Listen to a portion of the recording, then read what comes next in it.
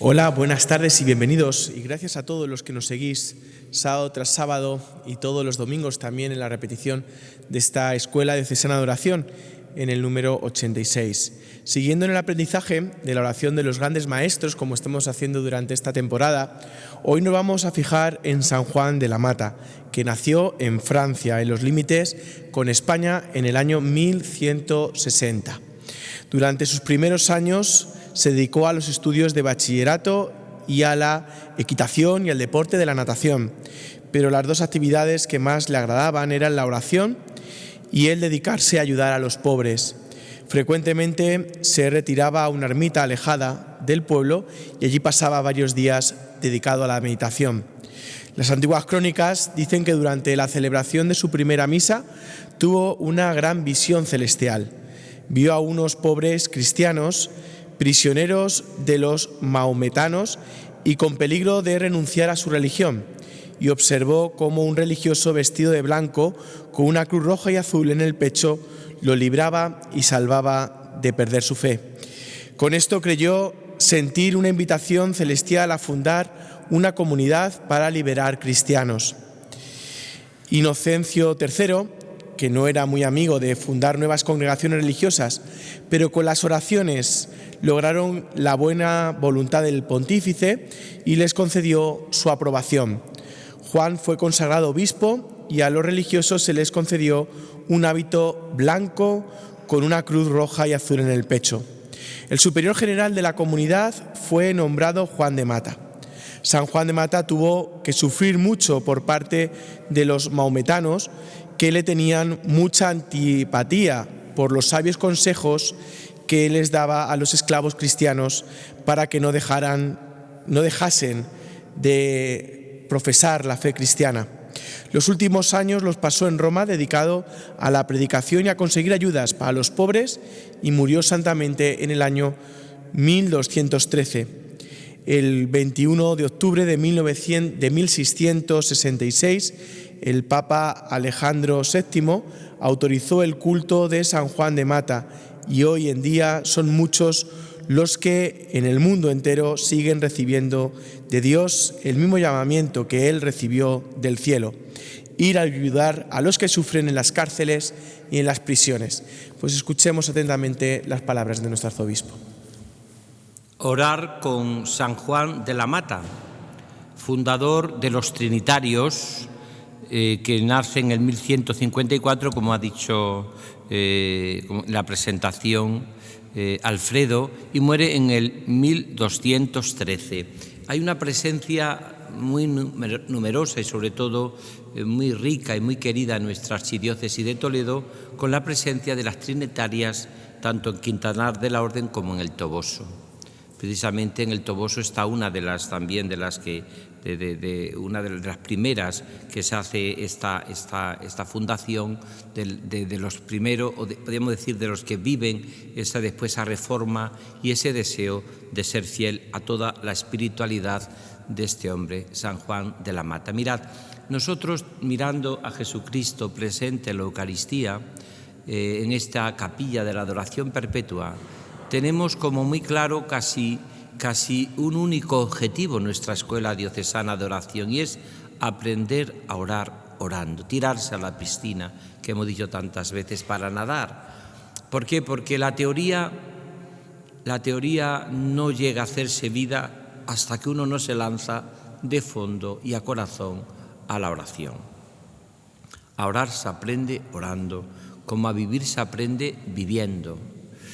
Luego todo lo demás pues son métodos, son formas, son estilos, el testimonio nos ayuda, y en el fondo podíamos ya decir casi cuántas veces, por ejemplo, en nuestra Escuela Diocesana de Oración hemos definido la oración, por ejemplo, como lo definía Santa Teresa de Jesús: trato de amistad con quien sabemos que nos ama. No creo yo que esté la cosa, dice ella, en pensar mucho, sino en amar mucho.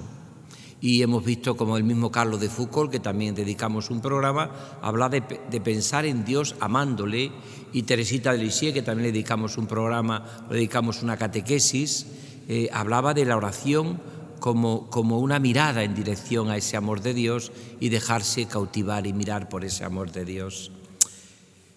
Y el cura de Ars, en aquella experiencia que tenía el campesino de Ars, pues era yo le miro y él me mira. Así le dijo aquel campesino que pasaba horas y horas delante del sagrario. La clave, y podíamos decir, nuestra catequesis tiene como un objetivo, convencidos de que las crisis siempre de todas nuestras vidas solo se solucionan volviendo al contacto y al amor primero con Jesús, que se realiza en la vida de oración. Cuando perdemos una profunda vida de oración, perdemos el norte, el sur y todo, ¿no? Es decir, en ese sentido, podíamos decir que es la vida de oración la que nos hace recuperar la esperanza. Y por eso es tan necesario y tan urgente orar. Muchas de las dificultades, de las crisis que vivimos hoy en la Iglesia, en nuestras parroquias, en nuestras comunidades religiosas, en nuestros grupos, en nuestras asociaciones, en el fondo no es más que una falta profunda de relación íntima con el Señor. Por eso, ¿qué nos enseña a orar San Juan de la Mata? San Juan de Mata tenía como, hemos leído, como un momento que diríamos clave en que le cambia la vida, le cambia el corazón, le cambia el paisaje, le cambia los proyectos de su corazón por los proyectos del corazón de Cristo, que nos suele pasar a todos los que me seguís a través de Canal Diocesano, escucháis a través de Radio Santa María, o los miles y miles que entráis cada vez más en nuestro YouTube, pues sin embargo descubriréis que algo que a mí me parece que es fundamental, que cuando nos tomamos en serio la oración es cuando realmente nuestra vida se va cambiando y se va transformando, ¿no? Entonces, leyendo a San Juan de Mata, ¿cuál es un poco como la nota que podíamos decir, el trampolín que le lanza a una profunda vida de oración, de santidad y de lanzarse por esos caminos del Espíritu guiado por el Señor? Yo creo que lo ha explicado muy bien Alfredo al principio. Él estaba celebrando la Eucaristía y tiene una visión.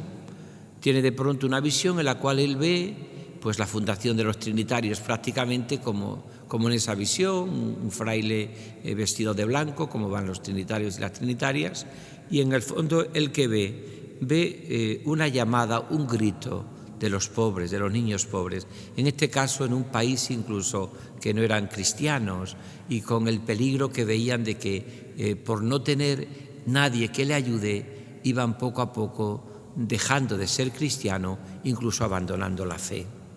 Y ante ese grito de las mazmorras, podríamos decir, de las cárceles, de los encarcelados, de los más pobres de los pobres, de los que viven en todas las intemperies que decía el Papa Francisco, en todas las periferias, es decir, periferias existenciales, lejanas, periferias también geográficas, ¿no? Pues ahí es un grito, ¿no? Como también escuchó en un momento Pablo, ¿no? Aquel macedonio, ven a Macedonia, ¿no? Es esa misma experiencia y que tiene muchos santos, ¿no? Esto le va a marcar 3 maneras concretas de orar en su vida, 3 maneras concretas de orar. Así podríamos decir también como anécdota que le tenía muchísimo cariño a las trinitarias, a los trinitarios, Miguel de Cervantes, nuestro Miguel de Cervantes, porque él estando preso en Argel le ayudaron con la entrega y con todo, le ayudaron a poder salir de esa esclavitud y a poder salir de la cárcel y de la mazmorra, y entonces salió y fue liberado. Y desde entonces profesó un cariño muy especial a los trinitarios, ¿no? Por eso podíamos decir, así sin hacer un gran alarde de muchos conocimientos, aunque a mí me apasiona la vida de todos los santos, ¿no? Y San Juan de Mata es una experiencia de Dios profunda, preciosa, muy actual. Si podemos decir que es de siempre, porque ha habido algún santo que no le hayan importado los pobres. ¿Ha habido algún santo que, enamorado de Jesucristo, no haya sido capaz de ir a las periferias y evangelizar signos humildes y necesitados. ¿Ha habido algún pobre que no haya hecho de su vida la evangelización, como hace Juan de Mata? ¿Ha habido algún santo, algún contemplativo místico que en el fondo no haya sentido en su corazón la mordedura, podríamos decir, de los que se alejan de la fe y de los que se alejan de Dios? Eso está claro. Por tanto, ¿cuáles serían? ¿Cómo oraba San Juan de Mata? En este programa, en este ya catequesis, que ya vamos, creo que la número 86, por tanto vamos acercándonos a un número ya muy grande de catequesis sobre la oración, pero este año, hasta que termine el curso, allá para el mes de junio, estamos constantemente dedicándolos a estos santos que nos enseñan a orar, maestros de oración. Señor, enséñanos a orar, le dijeron a Jesús. También nosotros, con toda la Iglesia y con Jesús, le pedimos hoy en nuestro mundo complicado, difícil, al Señor y al Espíritu que nos enseñe a orar. Y sin lugar a duda, el itinerario mejor trazado lo han hecho los santos a la hora de vivir la oración, ¿no? Por tanto, y en este sentido podemos decir que si Dios quiera, este año, como estamos también en la vida consagrada, estamos trabajando este curso, la vida consagrada, pues estamos viendo sobre todo maestros de oración que son fundadores o que están relacionados con la vida consagrada. Al año que viene ya estamos preparando al curso que viene, si Dios quiere, pues dedicarlo, sobre todo como va a ser un año sacerdotal, a los grandes sacerdotes, a los santos sacerdotes que nos han enseñado también a orar. De entrada, pues estaríamos, por supuesto, Juan de Ávila, estaría también, como no, el cura de Ars, San Juan Bosco, todos estos grandes sacerdotes santos que también nos han enseñado y nos han ayudado en la oración. Pero volvemos a tomar el tema. San Juan de Mata. Primero, su oración nos enseña a orar con una oración que podríamos decir contemplativa trinitaria. Es importante el nombre de la Trinidad. ¿Os acordáis que cuando en nuestros 2 años primero de nuestra escuela diocesana de oración, siguiendo el catecismo de la Iglesia Católica, decíamos que la oración cristiana tiene un componente que si falta uno de estos componentes no se hace la paella de la oración cristiana? Y un componente esencial de la oración cristiana es la Trinidad. De tal manera que todo lo que comienza la Iglesia en los sacramentos y en su oración es trinitario. Comienza en el nombre del Padre, del Hijo y del Espíritu Santo. Siempre la Trinidad. Termina con la Trinidad, se invoca la Trinidad. Por tanto, esencialmente trinitaria, ¿no?, nuestra oración. Decíamos que también era cristocéntrica, decíamos también que era eclesial, decíamos que también era litúrgica, comunitaria, decíamos que también era fraternal, decíamos también que era una oración que te llevaba al servicio de los demás, que crecías por dentro para servir por fuera. Una oración cristiana, el único o de las pocas, podríamos decir, pruebas de algodón que tiene de que uno está en Dios es la caridad. Yo, si una persona me dice que está en Dios, pero no quiere a nadie, diré, pues no sé a quién Dios rezas tú. No sé qué vida de oración tienes, porque desde luego no aparece un signo de identidad de tu oración, que es la caridad. Esa caridad que, como dice Pablo, todo lo cree, todo lo espera, todo lo soporta. Por tanto, San Juan de Mata, oración contemplativa trinitaria. ¿Por qué? Porque él tiene unos preámbulos de que es un hombre muy contemplativo, buscando la vida monástica. De hecho, la trinitaria es vida monástica, vida contemplativa. Lo que pasa es que une esa vida contemplativa, lo cual es muy original, a también un deseo de evangelizar y un deseo de llevar la buena noticia a los pobres, especialmente a los encarcelados, especialmente a los que viven en otros países, muchos de ellos que han vivido una persecución religiosa y han vivido muchas veces en ese sentido algo tan terrible como ha sido por su fe estar encarcelado y por su fe jugarse incluso la vida, ¿no? Y incluso ellos, por ejemplo, los trinitarios, muchas veces pagaban con su dinero para rescatar a los cautivos, ¿no? Pagaban su dinero. No tenían ningún miedo en exponer sus bienes con tal de rescatar a los cautivos, ¿no? Por tanto, y esto es para mí precioso en nuestra propia vida, ¿no? Entonces, la oración de San Juan de Mata era una oración profundamente contemplativa trinitaria. La Trinidad es contemplar el Padre por Jesús en el Espíritu Santo. Esto tiene como muchos momentos que aparecen en el Evangelio, esa oración trinitaria. Por ejemplo, hemos celebrado hace poco el segundo domingo de Cuaresma, y hemos penetrado y profundizado en el misterio de la transfiguración. El misterio de la transfiguración es un misterio trinitario. El Padre, este es mi Hijo muy amado, en quien me complazco escucharle. Habla el Padre, el Hijo escucha. Escuchadle al Hijo, el Hijo amado del Padre. Y dice que una nube le cubría con su sombra, esa nube que es el Espíritu Santo, que también cubrió con su seno al seno purísimo de María, ¿no? Para que Cristo naciese de María Virgen, ¿no? Antes, María fue virgen antes, durante y después del parto, ¿no? Es esa profunda vivencia de lo que significa en nuestra vida la Trinidad. No podemos vivir, nos diría San Juan de Mata, una profunda relación con Dios que no sea trinitaria. La ternura del Padre en la parábola del Hijo pródigo, el Padre que le besó y le abrazó, el Padre que corre hacia el Hijo herido por la vida, el Padre que trata de reconciliar a los hermanos. Es el Hijo, que es el rostro visible del Dios invisible, el Hijo amado del Padre, en el cual nosotros le contemplamos como aquí en nuestra adoración perpetua, ¿no? Le contemplamos mirando en la Eucaristía, ¿no? Él se ha quedado para siempre con nosotros en la vida eucarística hasta el final de los tiempos.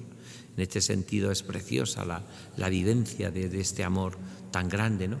Y el Espíritu Santo, porque eso hemos enseñado aquí a orar, incluso hemos hecho muchos momentos prácticos de esa oración, ¿no? Ven, Espíritu Santo, sin tu ayuda nada podemos hacer. Ilumina nuestro corazón, luz de los pobres. Da suavidad a la tierra dura. Dale ductilidad a nuestro corazón, que está muchas veces herido y que está muchas veces endurecido por la vida, ¿no? El Espíritu Santo, como ese agua que hace que se haga dúctil el corazón, para que se haga como una arcilla que Dios puede perfectamente. Esa arcilla Dios la puede perfectamente con sus manos, como el alfarero la puede hacer a su manera, ¿no? En alfarero, ese es el Señor, que es un alfarero que hace que nuestra arcilla se convierta en algo hermoso, como es nuestro corazón, se haga dúctil, blando, para amar sin medida, ¿no? Porque en el fondo todo el planteamiento de la Trinidad que hace San Juan de Mata lo va a hacer después toda la espiritualidad cristiana, y lo ha hecho antes también. Por ejemplo, Ignacio de Loyola en los ejercicios espirituales. Tendremos también un momento que tratar la figura de San Ignacio de Loyola como un gran maestro de oración, aunque a lo mejor lo dejaremos para el año que viene, por ser también sacerdote, y como el año que viene vamos a dedicarle a los grandes maestros sacerdotales, a lo mejor metemos a San Ignacio al año que viene. Pero San Ignacio podría también entrar este año porque es maestro de oración y porque también es fundador de los jesuitas, ¿no? Pues San Ignacio, en la segunda semana de ejercicios, cuando habla de la encarnación, parte de la Trinidad, como hace San Juan de Mata. No podía ser de otra manera. ¿Y cómo presenta la encarnación Ignacio de Loyola? Pues viendo la redondez del mundo, viendo un mundo sin redención, el Padre, el Hijo y el Espíritu Santo, dice el Padre, hagamos redención. Y el Verbo se encarna por obra del Espíritu Santo. ¿Ves? La misma meditación clave en todos los ejercicios ignacianos, como es la famosa meditación de la encarnación con el hagamos redención, que dice San Ignacio, es por obra de la Trinidad. Podríamos decir más, todas las grandes obras de Dios son trinitarias, como dice San Juan de Mata en la oración, todas. La creación es obra de la Trinidad.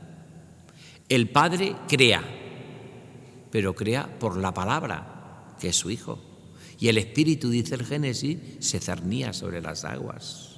Pues ya aparece en Génesis de alguna manera, pero clarísimamente en toda la Escritura, está presente como la mayor obra de Dios, primera, que es la creación, es obra trinitaria, es obra de la Trinidad, como dice San Juan de Mata.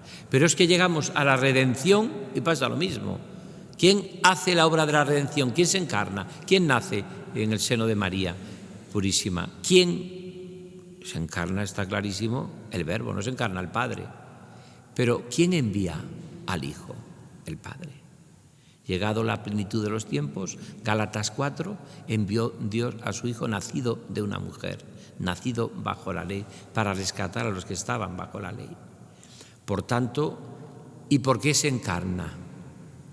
¿Cómo se encarna el Verbo? Por obra del Espíritu Santo.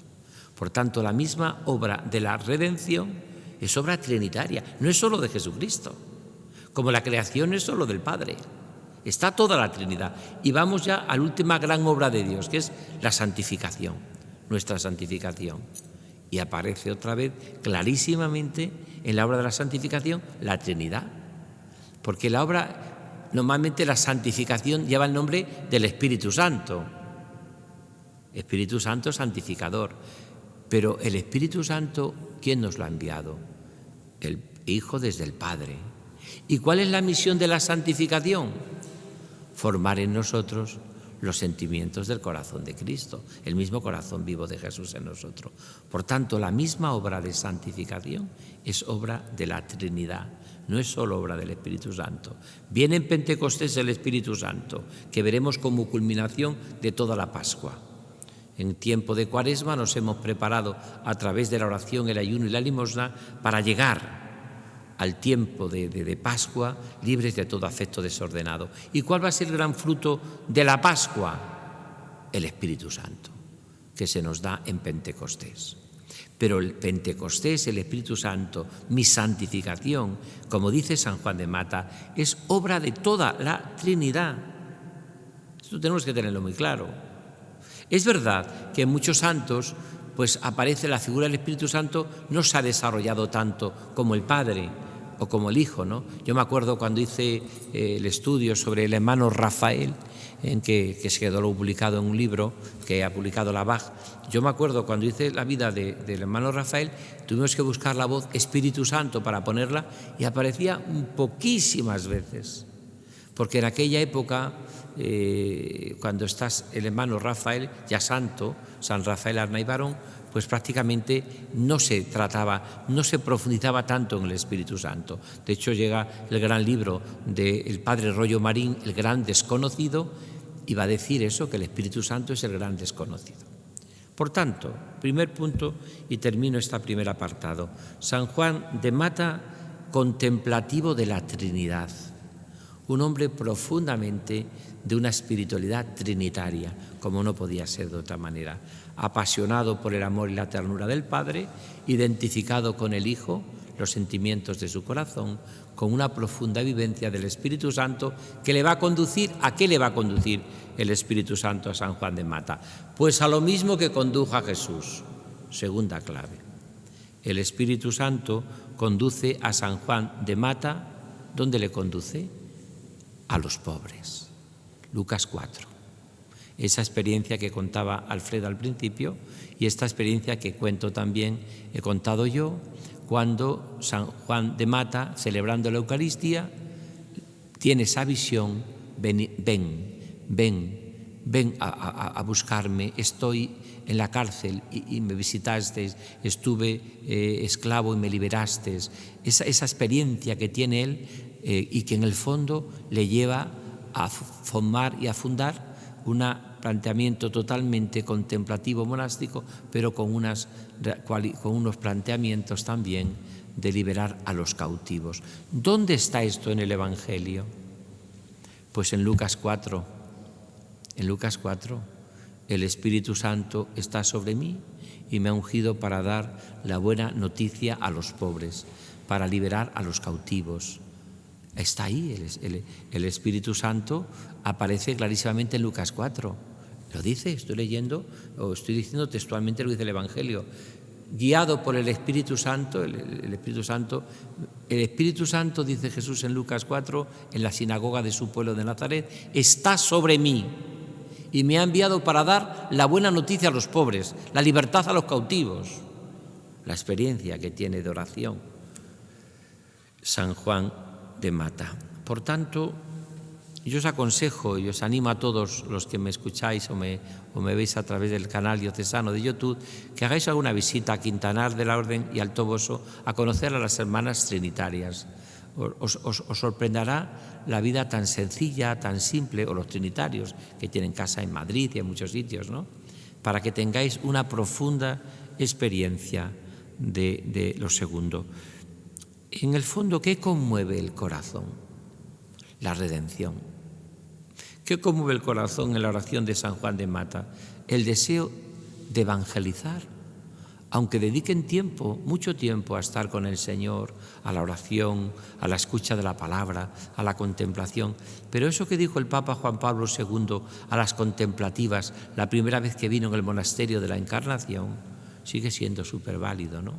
Cuando dice preciosamente el Papa, ustedes, las contemplativas, la vida monástica, son la avanzadilla de la Iglesia, la avanzadilla de la Iglesia. ¿En qué sentido? En que ellas llegan más allá, que llegan incluso los misioneros, con la oración y el sacrificio. Como ustedes rezando aquí, intercediendo en nuestra capilla contemplativa, nuestra capilla de la adoración perpetua. Ustedes con la oración llegan tanto más, porque llegan con la oración y el sacrificio, ¿no? Porque ustedes con la oración atraviesan desiertos y atraviesan selvas impenetrables y atraviesan una y otra vez constantemente lo que aparentemente no llega a nadie, pero ustedes lo atraviesan precisamente con su oración, con su contemplación, con su sacrificio. Por tanto, esta sería ya, termino esta segunda parte para terminar enseguida con la tercera. Esta es para mí, porque tenemos también el testimonio de una hermana trinitaria que nos va a explicar un poco cómo rezan ellas y cómo fue el carisma suyo, con los distintos pasos en momentos en la historia. Pero es importante esto, descubrirlo, ¿no? Es decir, la espiritualidad de San Juan de Mata es una oración contemplativa, una oración trinitaria, contemplativa trinitaria, pero una oración profundamente de colaborar con el Señor a la redención del mundo, redención de los cautivos. Él le atraía mucho, estaba muy atraído en aquellos momentos, eran momentos históricos de muchas dificultades, de tanta la lucha por los lugares santos, tantos y tantos sitios, ¿no? Y él va a ver esa realidad. Y por último, y termino, tercero, la última clave de cómo nos ayuda este maestro de oración que es San Juan de Mata en la oración, yo lo titularía que es una oración contemplativa trinitaria, es una oración profundamente que le lleva a liberar a los cautivos con su entrega, ese deseo de redimir con Cristo, ese deseo de liberar externamente también, pero internamente también. Y tercero y por último, es la oración que hemos hablado más veces de un fundador que da lugar hasta ahora a una familia de hombres y mujeres contemplativos, monásticos, cuando llegan ustedes a Quintanar, allí se ven la entrada al monasterio, se ven el Toboso también, y enseguida descubren cómo viven esta dimensión de fundación, es decir, de vida monástica, de vida contemplativa, ¿no? Por eso la clave de este hombre, de San Juan de Mata, en su dimensión que podríamos llamar de la profunda vida de oración, sería al final que es un hombre que da lugar a una paternidad espiritual. Esto también es propio de los grandes maestros de oración, ¿no? Dar luz a una paternidad espiritual, una paternidad.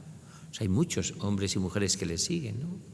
Hay muchas personas que han descubierto la profunda vivencia de este hombre, su profunda entrega, su profundo servicio a los demás, ¿no? Esa profunda paternidad, ¿no?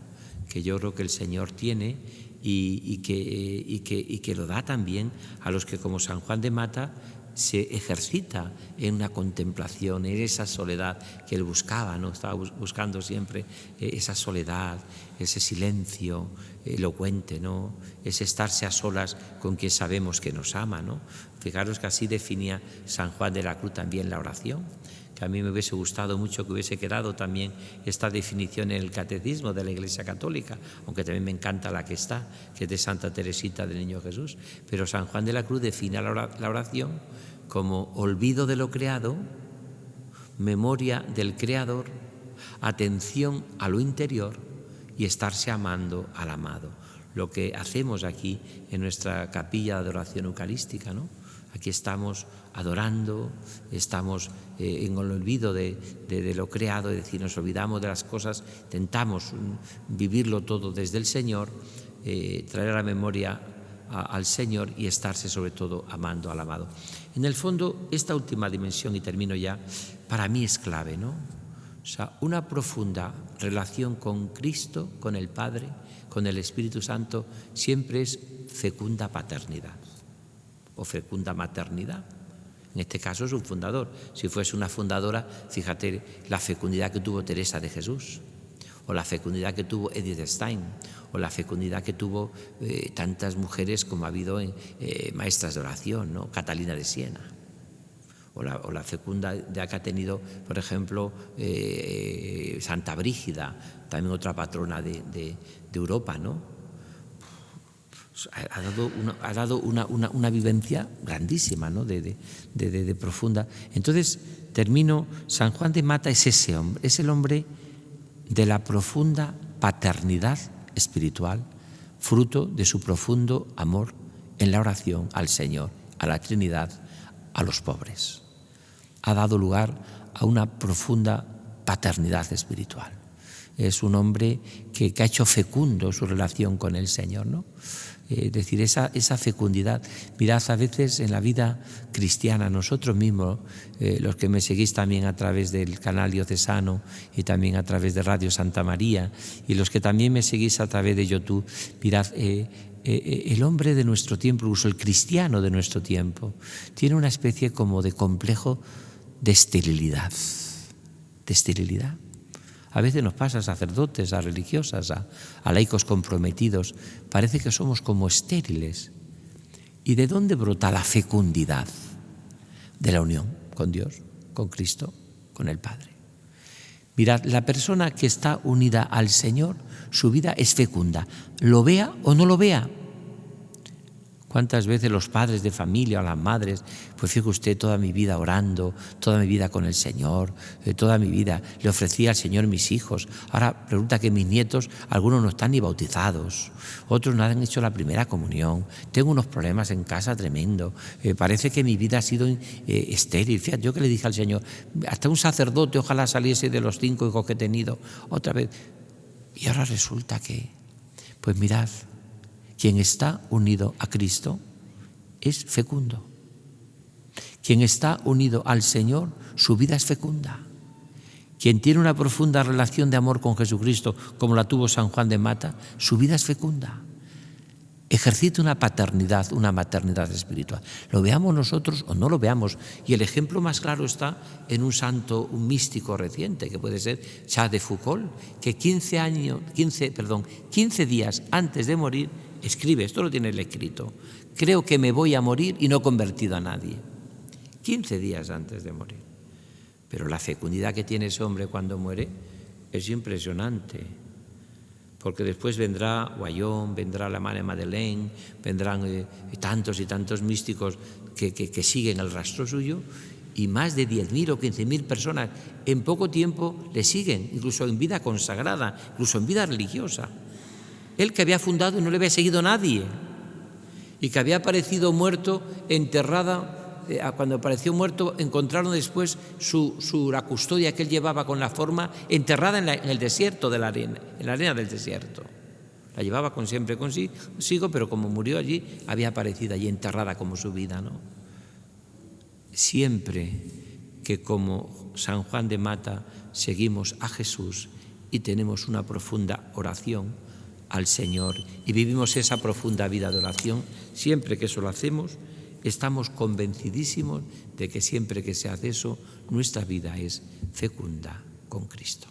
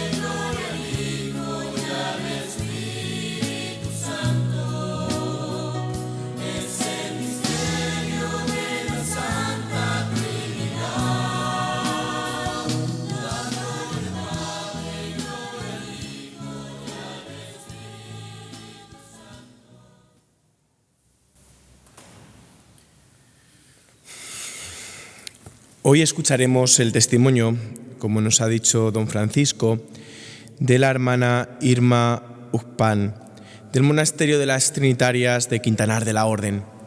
Ella tiene 33 años y es de Guatemala. Es la pequeña de 8 hermanos. Una de sus hermanas es también monja en esta comunidad de Quintanar de la Orden. Irma ingresa en el convento el 20 de octubre del 2010 y 9 años después, un 16 de junio del 2019, profesó solemnemente con el nombre de María Dolores. Escuchemos atentamente su testimonio. Ave María Purísima, me llamo hermana María Dolores y pertenezco a la Orden de la Santísima Trinidad. Nuestro monasterio está ubicado aquí en Quintanar de la Orden. Este monasterio fue fundado por 8 monjas venidas de Laredo en el año 1957. Y a partir de ese entonces, pues ya empezó el convento, dando gracias a Dios, alabando a la Santísima Trinidad. Gracias a la dedicación, a la entrega de estas 8 monjas, el convento fue floreciendo poco a poco y hasta tal punto que salieron 2 fundaciones, una en Guatemala, que es mi país de origen, y otro convento en Honduras. Entonces, la fundación que salió para Guatemala, allí es donde nosotros conocimos. Allí ingresó una paisana nuestra, entonces allí es donde empezamos a conocer nosotros el convento.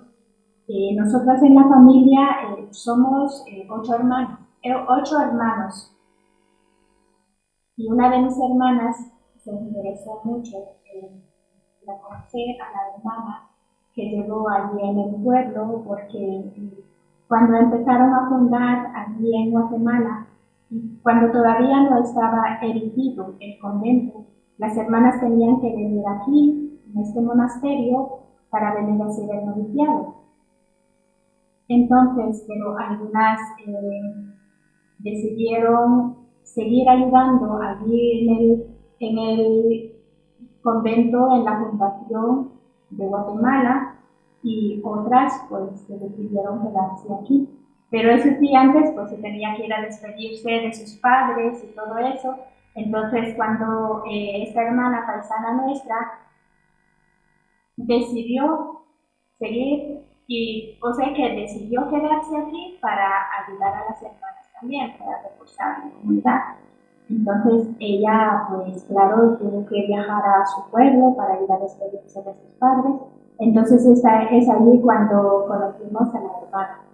Y mi hermana se interesó mucho en saber un poquitín de qué orden pertenecía ella. Entonces, y así poco a poco pues me fueron explicando que este monasterio, que es un monasterio pues de clausura, claro. Entonces ella se interesó mucho en eso y pues decidió ingresar junto con una prima nuestra. Decidió ingresar en este monasterio. Entonces ya cuando ella ingresó, pues cuando ella estaba mandando fotos, estaba mandando estampitas, entonces es ahí cuando yo también empecé a interesarme por conocer qué es eso, qué es esa vida que está llevando. Entonces yo tenía pues, mucho interés en conocer algo así, pero como digo, antes en el mundo pues donde estábamos, pues todavía pues, éramos tan jovencitas y no sabíamos qué hacer, no sabíamos qué hacer con nuestra vida.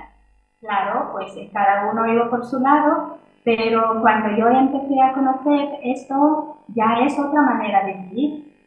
Veía yo la felicidad que irradiaba ella cuando cada vez que me hablaba de esto, cada vez que me hablaba de las hermanas, me hablaba de la oración, todo esto y los folletitos que yo leía. Entonces yo empecé más como a tener más curiosidad en conocer esto. Y ahí me llamó pues, la atención de cuando yo desde mis 12 años, pues sí, cuando ingresó mi hermana, yo tenía 12 años. Entonces, a partir de esa edad, empecé yo a interesar más en esto. Y conforme la edad, pues cada vez pues, se me fue afianzando más la vocación. Es algo que siento yo que cuando Dios llama, ya no se olvida nunca, sino que ese llamamiento va acompañando a uno en el camino, va acompañando a uno a donde quiera que vaya, siempre está eso en el corazón de que quiero ser monja, de que quiero ser monja, entonces eso fue lo que me pasó a mí. Y claro, pues empecé a indagar un poquito más y hasta tal punto que yo ya me decidí y dije, voy a ingresar ahora mismo. Pero claro, teníamos que cumplir 18 años por cuestión de los papeles, teníamos que tener pues la mayoría de edad. Entonces hasta que yo no cumplí la mayoría de edad y no pude ingresar, claro. Entonces llegué aquí y cuando tenía 21 años, porque entre tanto papeleo, pues ya nos llevó mucho tiempo. Y cuando ya pude ingresar, pues la verdadera pues yo sentí de verdad una gran paz, una gran alegría. Porque esta es otra manera de vivir, es otra manera de llevar la vida. Yo cuando estaba en mi casa, pues pensaba que no, tenía yo ideas, pero no eran así cuando yo ingresé. No eran así, sino que eran mucho mejores de lo que yo pensaba, de verdad.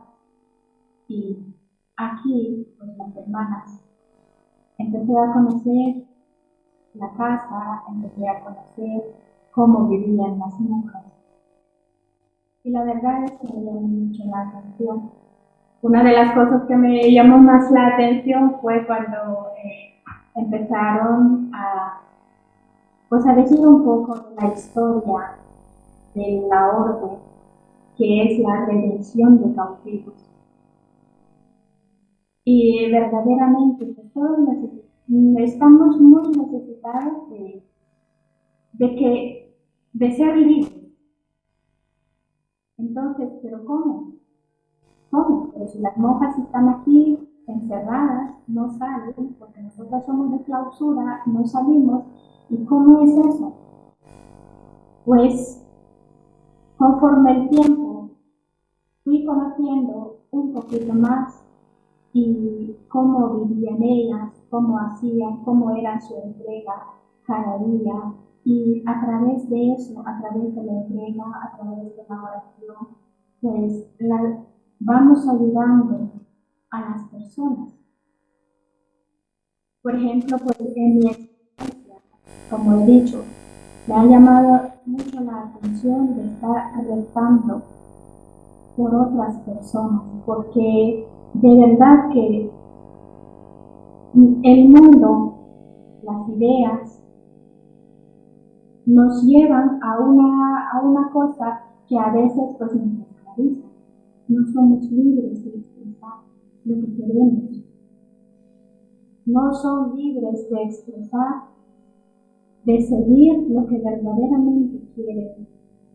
Porque aunque uno diga, soy libre de hacer esto, soy libre de hacer lo otro, pero en el corazón a veces es otra cosa lo que busca. No es lo que, porque muchas veces hay mucha gente que se nos ha acercado a nosotras y nos dice que tenemos de todo, no nos falta nada, pero no somos felices. Entonces es allí cuando se me nota a la persona que falta algo, y ese algo es Dios. Entonces nosotras tratamos de meterles eso, de que hay que seguir a Dios, y les ayudamos a través de nuestra oración, a través de nuestro silencio de cada día. Y eso es un poco de lo que nosotros hacemos, rezar por cada una de las personas, rezar por cada uno de nosotros, por todas las personas, para que sean libres de seguir a Dios, para que sean libres de decir un sí a Dios. Es un poco de nuestra vida y vamos a seguir aquí rezando, alabando a la Santísima Trinidad, llevando almas a Dios a través de nuestra oración, a través de nuestro silencio. La gloria sea para la Santísima Trinidad por siempre. Terminado el testimonio de nuestra querida hermana trinitaria, a las cuales con mucho afecto rezamos, oramos y saludamos, la del monasterio de Quintanar de la Orden y también la del querido Toboso, pues vamos a concluir ya esta catequesis que ha tenido como objetivo y como todas, ¿no? Enseñarnos a orar orando, aprender a orar orando. Uno aprende cada día a orar. Es el Espíritu Santo el que viene en nuestra debilidad para que podamos decir una y otra vez, Abba, Padre. Vamos a seguir profundizando en lo que es la vida de oración, porque como decía también San Juan de la Cruz, quien se aleja de la oración se aleja de todo lo bueno.